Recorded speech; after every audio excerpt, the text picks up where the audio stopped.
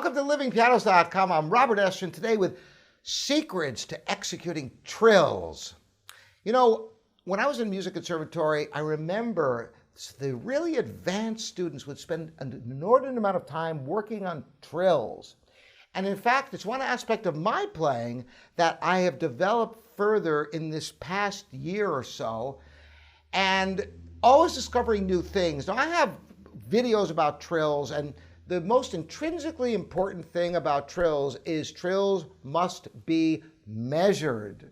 I know when you hear a trill, it just sounds like a whole bunch of random notes and then it ends. But you know what?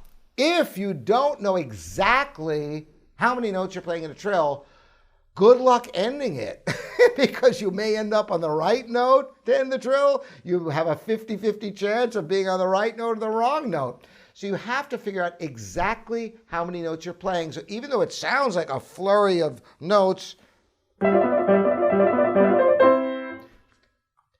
it's all worked out precisely the number of notes, whether it's that or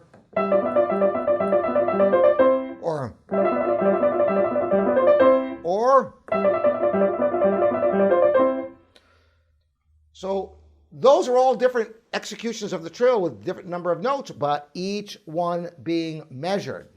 So today I'm going to talk about, I always call it a hack, because I recently performed a concert in New York, and I played the Mozart Sonata K457 in C minor, and it's loaded with trills, and I wanted to execute those trills really cleanly, and I wanted to also play a good number of notes. You know, you can always play an easier trill. I showed you some simpler trills. That's to the trill to the famous Mozart Sonata K545 in C major.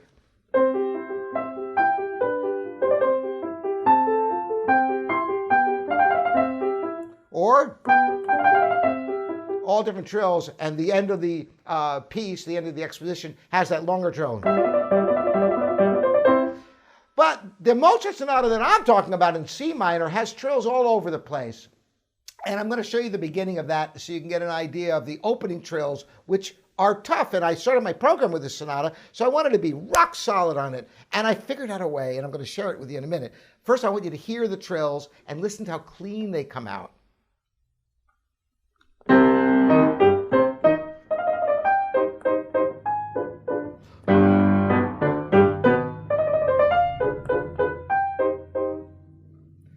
That's a lot of notes in a little bit of time. Now, of course, they're measured, but how to be faithful and accurate on them. And it's not just in trills like this, it's in virtually all ornamentation. I'm going to demonstrate with another piece in a minute too. The secret is lifting up your finger just a little bit. Instead of being right on the keys, you lift up the finger just a little bit before you play the trill. And that little bit of lifting articulates the trills so wonderfully. You can't believe it. Try it with your playing. Wherever you have trills, just lift the finger just before the trill, and you'll get a clean trill by having that start. Because if your fingers don't lift up, the notes don't replay. That's the hardest part of a trill. As I've explained on the piano numerous times, that the hardest part about piano playing and finger work isn't so much the pushing down of fingers, it's the lifting up of previously played fingers. So a trill, having the fingers come up high enough.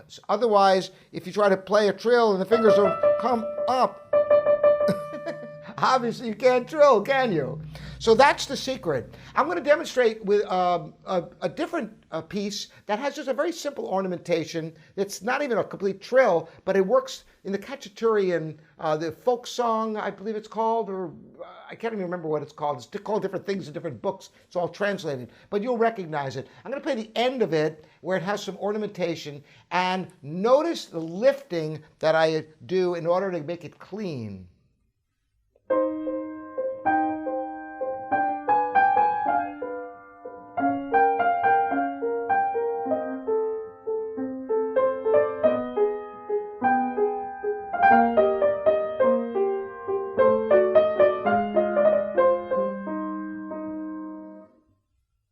So by lifting,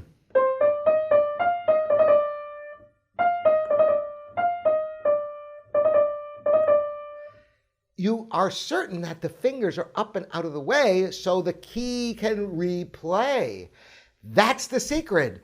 It's being able to get the previously played fingers up and out of the way so the key is up so it can go down again. Simple physics, really.